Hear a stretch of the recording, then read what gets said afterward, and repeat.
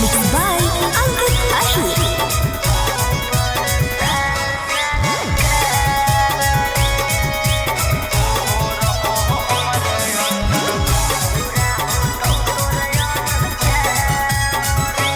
खुले आम करो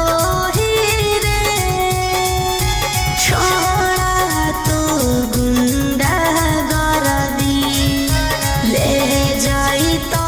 कहियो उठा के जे पेन्हले रहतो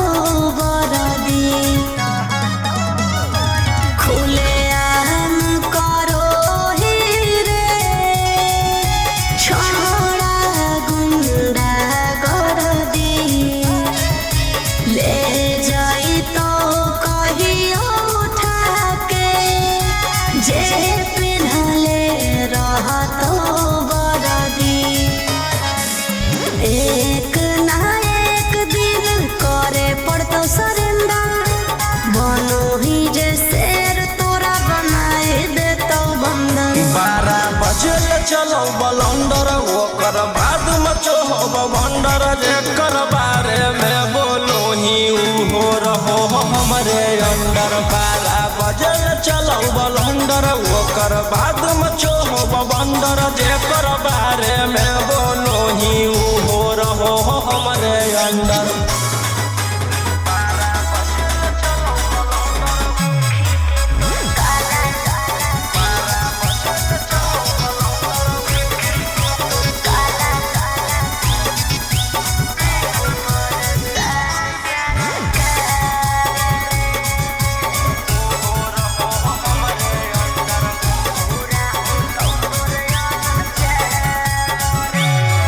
अरे देखी के तोर काला कारो बार रे अरे देखी के तोर काला कारो बार रे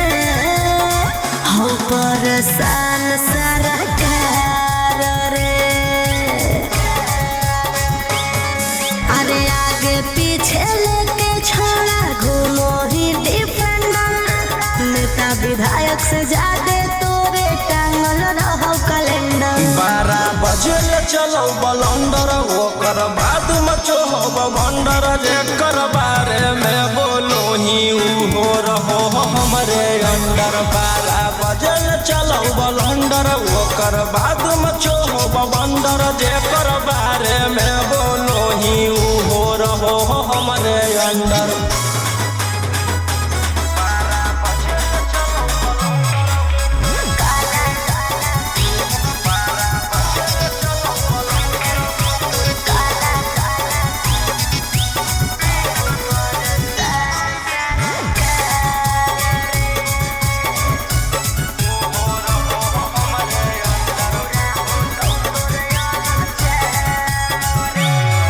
अरे हो कौने कानून तोर गुलाम रे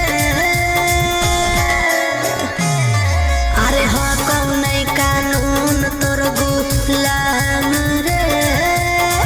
बुरा हो तो तोर अंजाम रे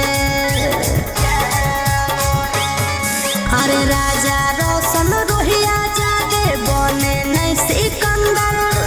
जादे दिन नहीं चले वाला कहू तोर टेंडर 12 बजे चलो बलंदर